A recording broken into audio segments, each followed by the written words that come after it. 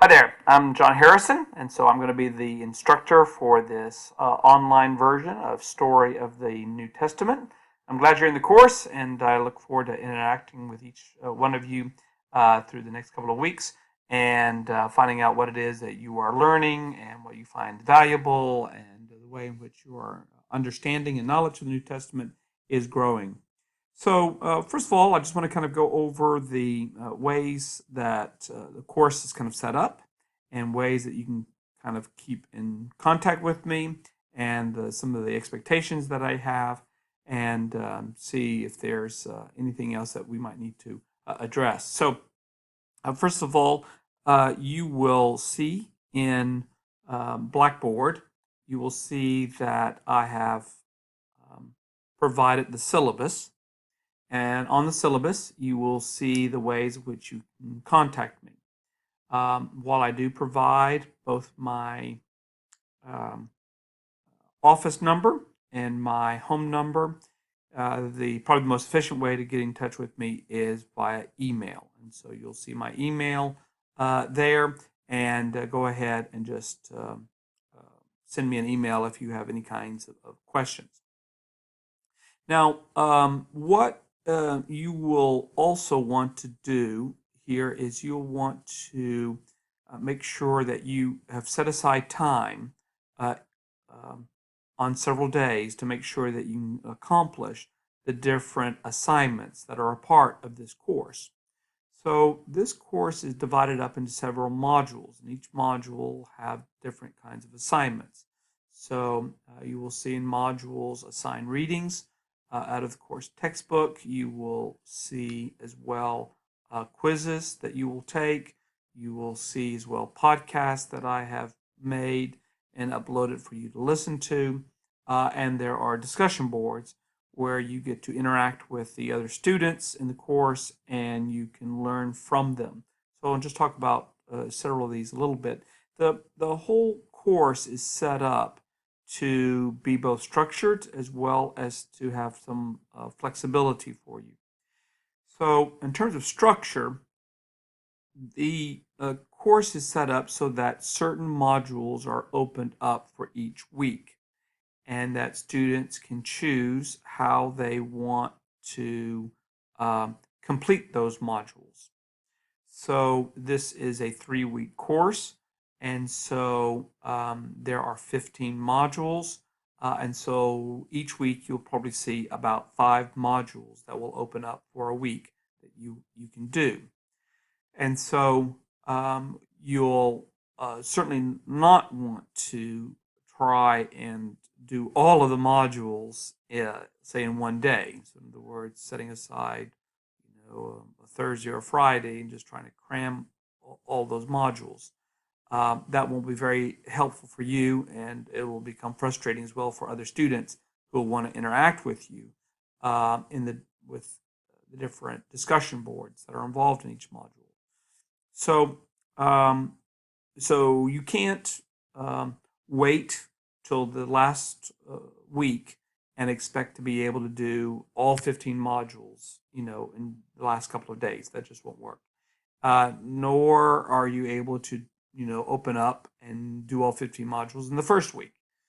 You're going to be taking different modules, different weeks. So in that way, it's structured, but it is flexible in that you can choose when you're going to do each modules for the week. So you will find in Blackboard, I provide a kind of course schedule. And on that course schedule, I identify each day of the week and what you can do for each day. Now, that course schedule is a guide. I'm not expecting that you follow it um, strictly um, and regimentally. You can choose to skip some days and decide to do a couple of modules on a day. So that's where you have that flexibility.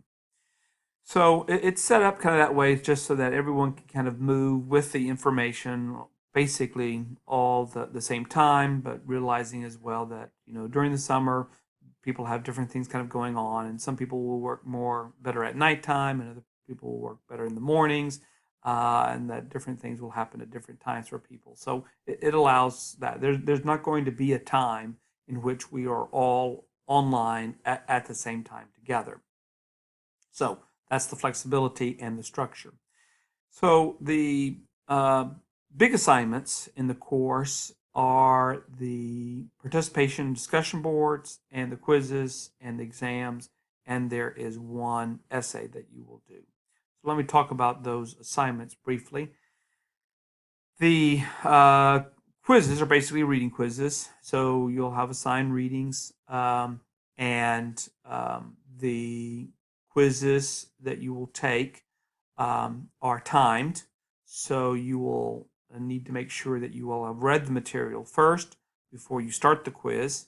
Now, you can have an open book, and so as you're answering questions, you might want to look for the answers in the material that you have read, or you may know the answers already because you have read, but what you will probably not want to do is attempt to take the quiz without having read anything and then seeing a question and then trying to find the answers.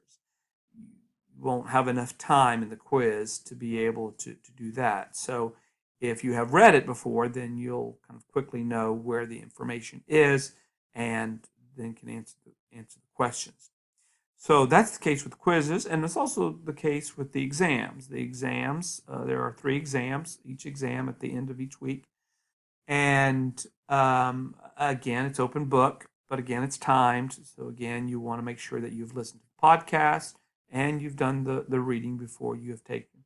Now, I do provide a study guide for the exams, so that way you can go through the study guide, you can answer the questions. If you know the answers to the questions on the study guide, you can have that study guide available for you when you take the exam, and so you'll be ready and can move through the exam very smoothly.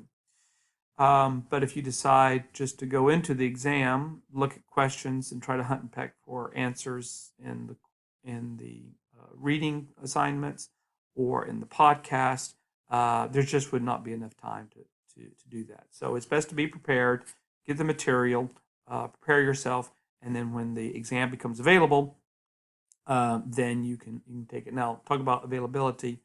All the quizzes, reading quizzes in the module will be open, basically from Monday for each week. So you could do module 1 through 4, if you wanted to, all on a Monday, but I wouldn't suggest that. I would say take different modules on different days or a couple of modules each day.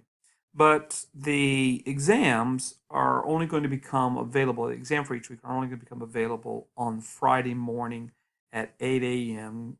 Central Standard Time.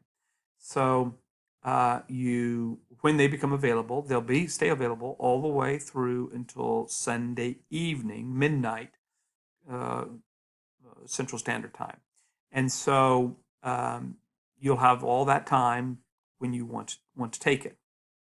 So you can't take it before the Friday. So anyway, those are the quizzes and the exams, reading assignments. The other thing is the discussion board. So that's a big component in this course. So you are expected to participate in 10 discussion boards in the 3 weeks. And these discussion boards are related to the different modules and the readings that you will have done and the podcast that you will have listened to. And now with discussion boards, what I do require is that your initial response to my questions for each discussion board is done by the Friday of each week. So for the first 4 modules, first 4 discussion boards, you will need to have responded to my initial questions for each discussion board by that end of the day on Friday. That way students can see your post and they can make their response. So in discussion boards, not only do you have to respond to me, but you also have to make substantive responses to 2 other students. And I provide some rubrics for what a substantive post looks like. So go to Blackboard and go to the course content material, and you'll see that rubric. for a substantive post. And you'll also see a rubric for discussion board activities and how many points you will receive for the level of engagement that you have. So the more substantive your contributions are, the greater the points that you will give. If you make very small, meager, post, basically one sentence statements, or I like what you had to say, that's not very substantive. So the more substantive materials, if you can make reference to things that you heard in the podcast, or make reference to things that you found in the assigned reading, or make reference to things you actually find within Scripture, and utilize that in your post, that makes them more substantive. That makes them more engaged. So what I'm looking for, I'm looking for the level of engagement that you have. So the higher the engagement in terms of content, the greater the points. So I will periodically get in and make contributions in discussion boards, respond to things that people will say. I won't be responding to everything that everybody posts, but I will respond to everyone at least at some time in the discussion boards. And so you'll respond to my posts initially by the Fridays, and then you have until the end of the day on Sunday to respond to 2 students for each discussion board. So out of 4 discussion boards for the first week, you're going to have 4 initial posts to my questions, and then you're going to have basically 8 more discussion board posts that you're going to do. I will typically grade those discussion boards then on the Monday afterwards. So that's the discussion board. So that's a big, huge part of it. Now, the other thing that's a part of this course is a New Testament story essay. I have an actual video for that, kind of describe what's in that, so I'm not going to repeat that here. But that essay that you will write will be uploaded in Blackboard through a Turnitin site.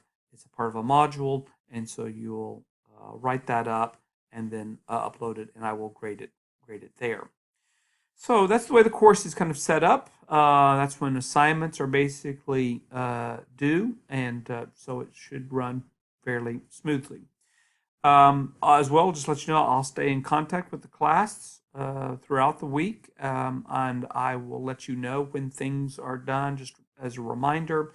If there are problems, I do have in discussion board a Q&A discussion board, so if there's anything you want to ask that you think may be valuable for the whole class to know, then go to that Q&A, post a discussion board, I'll get notified, and I can respond to your questions that will be a benefit for the entire class. If it's more private of a nature, if you think it's only you that needs to know this information, then just simply email me and I'll respond back. If there's anything I can do to be of help so that you can go through this material successfully, or if you want to discuss anything that these podcasts and readings make you think about that you don't think really needs to be a part of discussion boards, please just let me know. I'd love to be able to engage with you. Again, thanks for being in class, and just always remember that I'm here to be of help and to get you to be successful. Thanks.